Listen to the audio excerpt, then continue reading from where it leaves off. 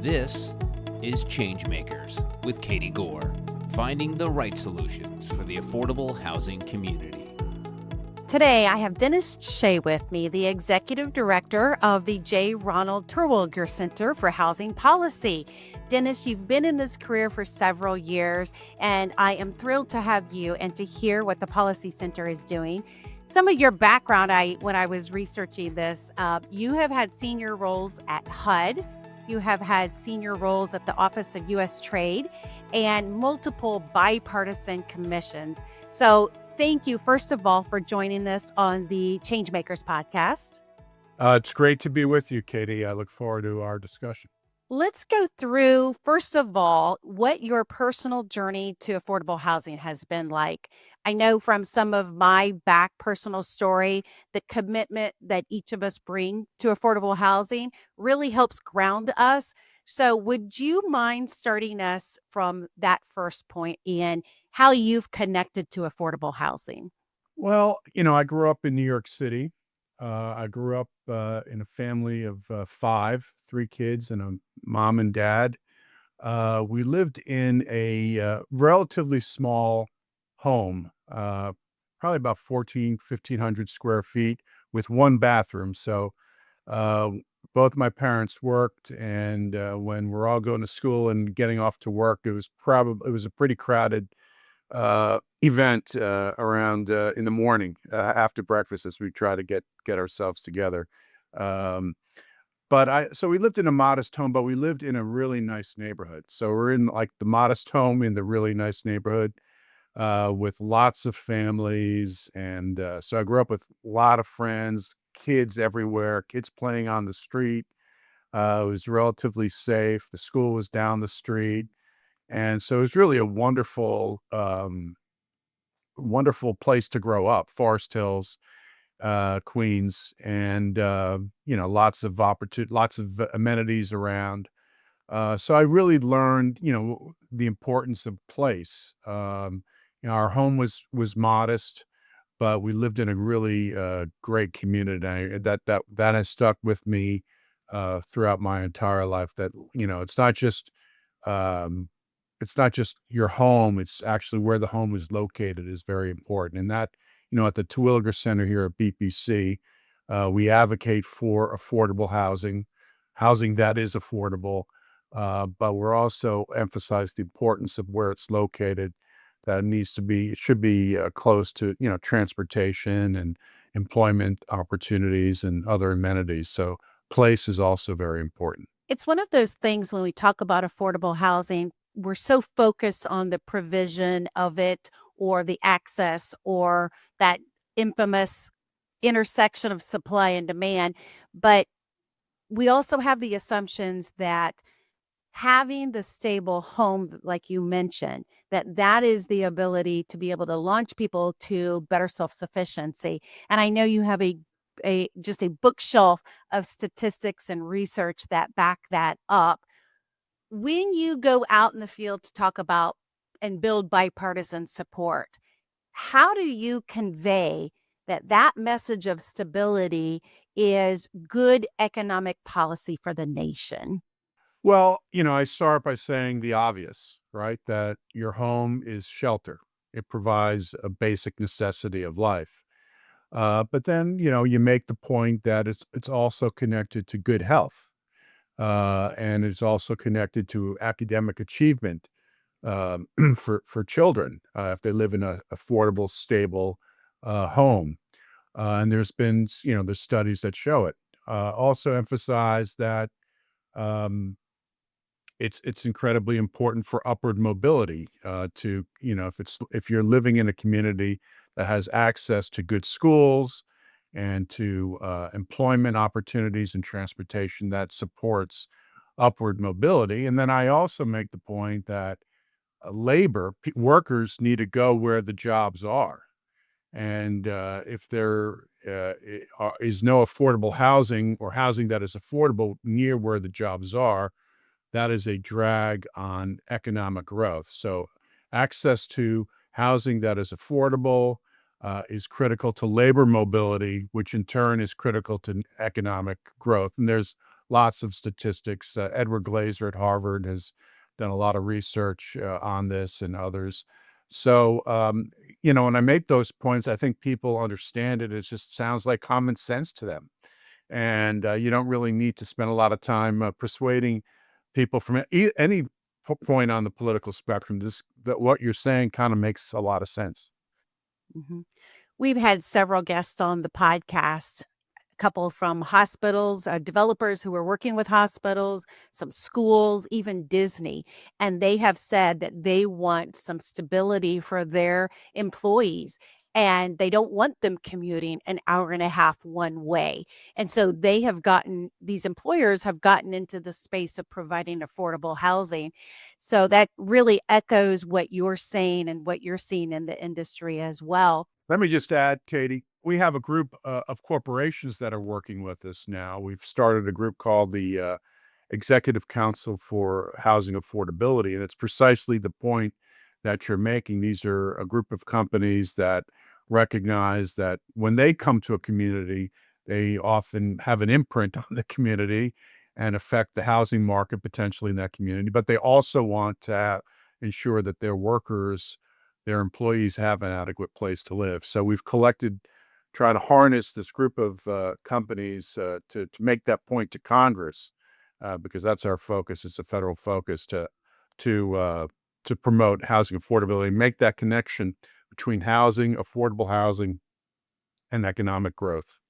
And that's something you're seeing across the nation. That's not something just isolated to major urban cities, correct? Correct. It's every just about every community in the country is struggling with high housing costs, some more than others. But this problem used to be a coastal issue or a big city issue, but it's really affecting communities of urban, suburban, rural communities, blue states, red states. It's really impacting everybody. Right now, affordable housing is on everybody's mind right now. It is really a topic of relevance. What are some of the most influential studies you think you and your team have put together to shed light on what's needed, what the current state is, and maybe some solutions that you're bringing? Are there a couple particular studies you want to highlight? Well, I just would like to say, after Build Back Better, remember Build Back Better, which was in the Biden administration, there's a lot of funding for housing in there.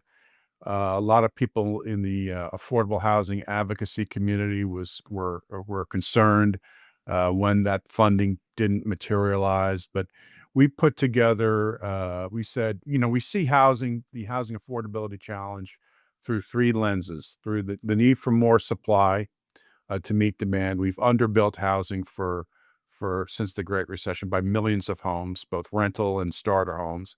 The need to preserve the existing stock of affordable homes, and the need to help families with demand side supports. They're going to be families, households whose incomes just don't match their housing costs, so they're going to need some assistance. So we're big supporters of the housing choice voucher program, but feel the program should be improved to make it more administratively easy for landlords, for example, to participate. So families can utilize their vouchers in the private rental market.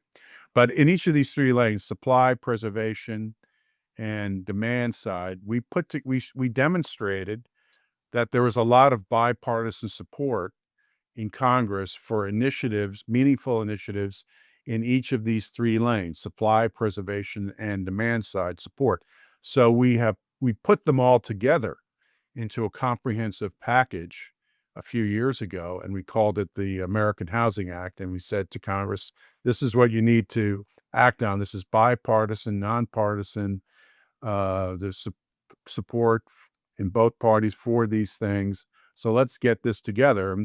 And we're seeing some of it, many of these ideas materializing, and we could discuss this, the Road to Housing Act, which passed out of the Senate Banking Committee unanimously, which is extraordinary in these divided times, and then passed the Senate uh, recently as part of what's called the National Defense Authorization Act. So I think one of the things I think we have done was to demonstrate that there is bipartisanship around a lot of initiatives that could meaningfully impact supply preservation and help for families who have lower incomes and need some assistance. I've read that particular act that is on the horizon. Can you explain some of those deregulation points that are within that? There's been a lot of talk about how we can speed up development, and most often people want to know how can this be done faster? How can the pipeline move faster? And many people talk about deregulation as being part of that. And I know that particular act has some features that would do that. Could you give us a highlight of some of those? Sure. I mean, for example, it removes the permanent chassis requirement from the HUD code for manufactured housing. Many manufactured homes are brought to their location and built on a put on a permanent foundation. So this chassis requirement is really not necessary. And I'm told it could eliminating that requirement could save $5,000 to $10,000 per manufactured home. And it's already an affordable source of housing. So it could make it even more affordable. So that's one example. Improving the housing choice voucher program. A lot of landlords complain that they say well, I'm not part of the program because of the inspection process, that it's too complex. I have a mortgage to pay too, but I have to wait 5, 6, 7 weeks to put a family into my rental unit. That costs me. So it has some common sense things like if you've been inspected under a previous federal program, you can be over the past year. You don't need another inspection. You can get pre-inspected. If you're in a rural community, you can have a virtual inspection. So they tweak the process there to encourage greater landlord participation. But there are a number of provisions, if we have time, if I can go on, that are using access to federal funds to try to encourage local zoning and land use reform. So, for example, there's a $200 million innovation fund that says if you're a local community that has actually taken affirmative steps to promote more housing in your community through, zoning and land use reform, you can get access to these funds, and these funds can be used, very flexibly for not just housing, but for infrastructure and other things. So that's an example of trying to provide a carrot. The federal government provide a carrot to local and state governments to uh, change their policies. There are other things like tying federal transportation dollars. Like if you're an applicant for federal transportation dollars, if you promote housing near a transit project, you can get a bonus on your application. So tying transit with access to affordable housing. So these are some of the things that the bill attempts to do. hmm I've even heard about the Davis Bacon wage determinations and trying to raise that unit count or at least streamline some of that, some of those regulations. Do you see that also making its way to the finish line? Katie, that's not in the road to housing, but we have an advisory committee at the Terwilliger Center of very eminent individuals from both political parties, and some of them recently sent a letter to the White House earlier this week, actually, suggesting that affordable housing and LIHTC, low-income housing tax credit projects, be exempt from Davis-Bacon prevailing wage requirements because some research suggests that those add to the costs of housing, and there's also complications around the process of assessing what the prevailing wage, which impacts the timeline and such. So we recently have raised that issue. We raised it earlier this year with Secretary Bessent with respect to just LIHTC projects that, look at whether it makes sense to suspend LIHTC projects from prevailing wage determinations under Davis-Bacon. So is it too early to tell whether whether that one is going to be changed or I think it's too early to tell. Too early to tell at this point, but I think more and more people are beginning to talk about this issue. For example, on the environmental side, um, the road to housing um, exempts seeks to exempt affordable housing projects from NEPA, the National Environmental Policy Act, particularly infill related projects. Projects that are in the middle of an urban area that's already, it doesn't really make sense to do a environmental impact assessment in these infill sites. So that concept is in the road to housing. It's in the home um, bill, which Congressman Flood of Nebraska and Congressman Cleaver of Missouri introduced earlier this year to sort of so this and you saw Governor Newsom out in California endorsing the idea that affordable housing projects should be exempt from the California equivalent of the National Environmental Policy Act, CEQA, California Environmental Quality Act, I believe. So there's a growing recognition that some of these regulatory policies, while well intentioned and maybe serving other legitimate public policy purposes with respect to affordable housing, may not be may need to be reconsidered. this is more of a layman's type of a question, but I'm so curious with what you do. Are there things that are said to you that where people are just surprised about affordable housing? When you're trying to build consensus and collaboration, something that's either positive or negatively said that has impacted their viewpoint about affordable housing, and you're hearing that.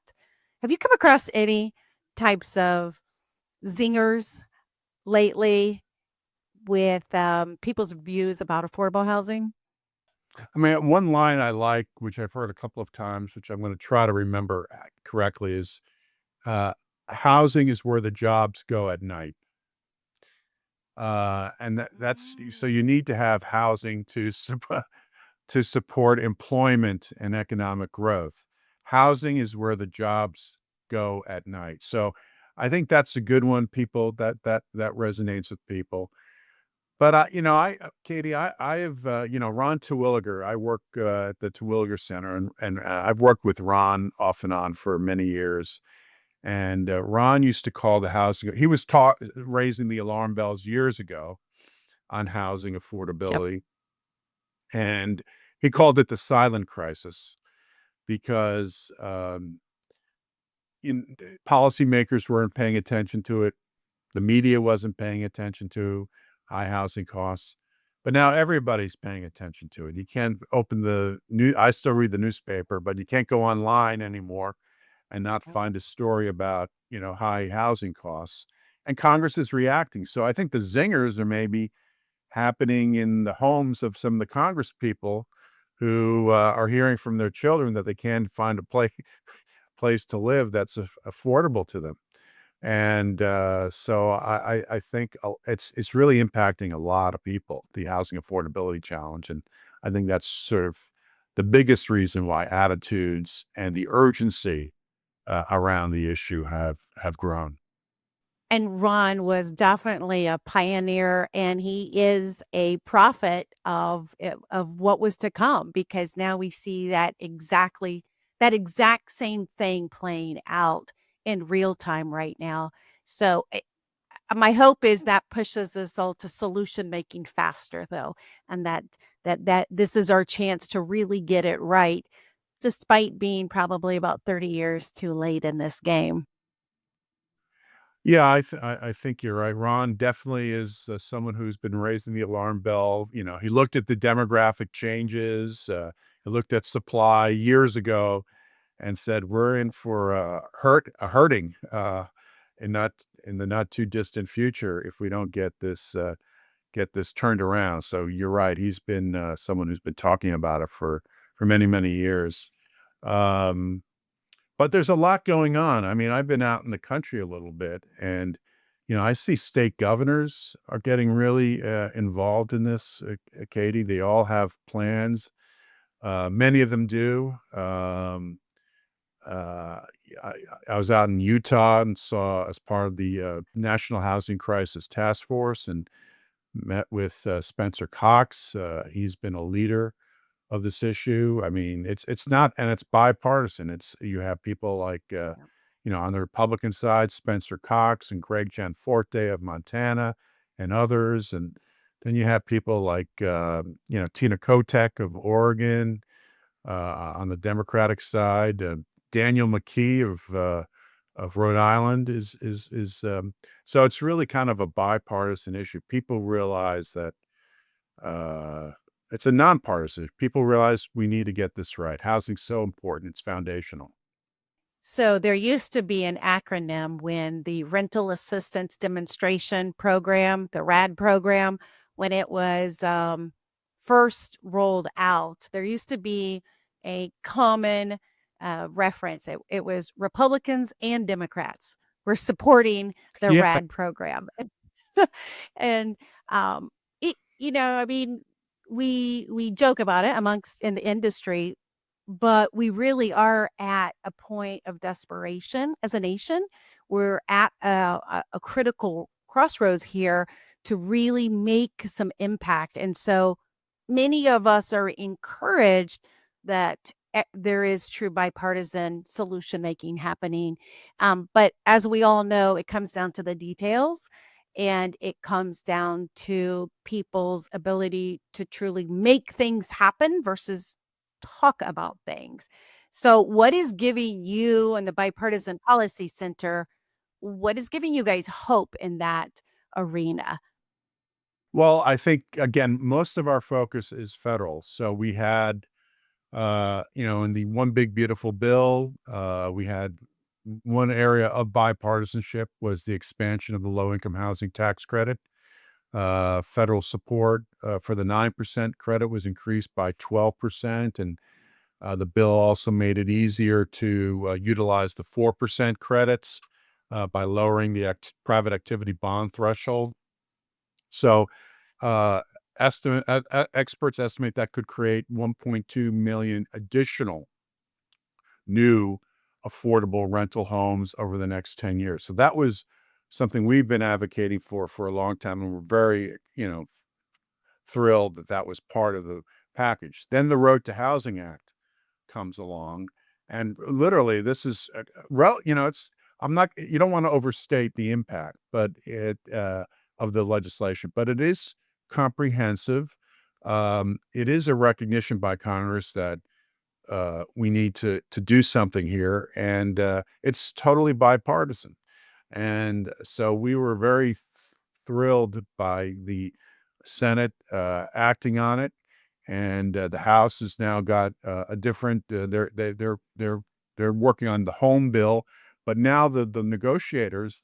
It's our understanding that there's a negotiation going on at this moment between the House Senate Banking Committee and the House Financial Services Committee to see what kind of package could be put into the National Defense Authorization Act. And it's our understanding that the timeline for the conclusion of this negotiation is relatively imminent. So we are looking at the smoke signals from Capitol Hill and seeing what comes out. But we're hopeful that that could pass. So this is exciting for us at the federal level. But again, we are also working with governors across the country. We're beginning to work with them to support and elevate their efforts, and more governors are getting involved. There seems to be a greater interest in sort of preemption, having sort of state level policies that kind of maybe perhaps preempt some local policies. Uh, Governors of both political parties are getting in this act, and then you have a lot of local communities are try are making changes. So I think the problem has become so severe that uh, action people are just responding. Policymakers are finally responding, and it's Katie. There's no single solution, and there's no magic wand. So it's going to be over a series of years, action at the federal level, action at the state level, action at the local community level, philanthropy being involved, private sector, as you mentioned earlier, being heavily involved. It's going to be kind of need an old hands on deck approach to solve this problem, which has built up over time. It won't be solved overnight. So, but I think we're beginning the process of trying to turn the ship around. I'm glad you mentioned the local piece because that definitely is a factor to that where they can mobilize and not wait for the federal government, not wait for the state, but really drive their own solutions as well. But they have to have the access and the framework at the state and federal level to make that happen. Are there some specific highlights of cities or specific projects that you like to brag about and really highlight as best practices? I don't know if you're allowed to talk about favorites or it's like picking your favorite kid. Could you mention a few? We on our website, we have done a series of short pieces highlighting reform efforts at the local level that we've liked. I mean, allowing manufactured housing in your community, like Jackson, Mississippi, or reducing parking minimum requirements in Buffalo, and Minneapolis has done a lot around single family zoning. So there are lots of examples. Really requires local leadership, requires a willingness to engage the community. um, I'm personally not one who likes to demonize anybody or demonize people who are against, the more housing, because they have their own reasons. So you need, they may say, this is my home is my single biggest investment. That's my retirement, and I don't want it to go down in value, which I get. That's a understandable sentiment. So we just need to continue talking to each other. We need to, continue to explain why this won't impact your property value. It might enhance your property value to have more housing. I mean, some affordable housing. Ron Terwilliger, for example, has supported an affordable housing development, which was partly LIHTC and multiple streams of funding, giving a preference to veterans in Arlington, in his former where he grew up. And someone asked me at an event when the groundbreaking, and how do you convince people that affordable housing is good in their community? And I said, just look at this place. I mean, this is a nice thing to have in your community. This project is really valuable to this community. So just look at it. So I again, it's a lot of intensity, trying to go to where people are, trying to understand their concerns, trying to respond to their concerns. But I think more and more people realize, their kids need to have housing. So we need to build more in places that people want to live. You know, could always build way out somewhere, and that's not really a place that many people would want to live. So it's, building more housing in places that provide opportunities and are connected to the rest of society. I have to ask you this question because you've worked in so many diplomatic scenarios and settings. And I mean, you've even worked in Geneva. You've worked, obviously, with what you're doing in Congress and all the halls of importance. But if you could give three or four best practice tips on how to build collaboration in your community about housing. So, you're talking to somebody who maybe is up against the fight to build new housing, up against the fight to set aside certain zoning requirements. I mean, what are the tips and techniques for people who really want to build collaboration? Well, that's a great question. I would say never write anybody off. Um, I mean, maybe you have to at some point, but don't go in writing anybody off. I think talking to people is incredibly important because you might uh, consider yourself at complete opposites of of of an issue. But if you engage and talk and, in a respectful, civil manner, explain your position. If you come in with a disposition, I'm trying to find where the common ground is, I think you'll see that there's more you'll find yourself, the common ground will reveal itself. You'll find that you may have more in common than you initially thought, and that's a lot what we do at BPC. We bring people together from various perspectives and try to get them to talk to each other and try to find that common ground. So I think talking to people and just trying to understand what they want, what their concerns are, expressing what you want and what your concerns are, and then just you can more likely than not find that there's areas of common ground. And getting 100% is not always feasible. If you get 70% of what you're seeking, that's a win as far as I'm concerned.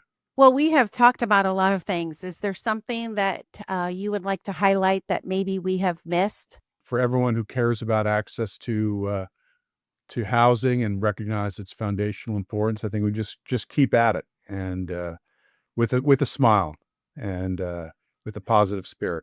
I agree. It's can we sit and have coffee and talk about housing and put aside the differences because that seems to be the core bind that's going to bring us all together at some level, isn't it? Absolutely, because everybody on housing, everybody gets it at a fun. Everybody realizes it's just you need a place to go at night to sleep, right? So, and you know that from your experience, and so everybody gets that. So that's a good foundation to start. Again, I've been talking with Dennis Shea, the Executive Vice President and Chair of the Bipartisan Policy Center. Thank you so much, Dennis. Thank you, Katie. Great to be with you. Thanks for listening to ChangeMakers with Katie Goar. To find out more about Katie, go to quadel.com. That's QUADEL.com. This has been a production of Forbes Books Radio.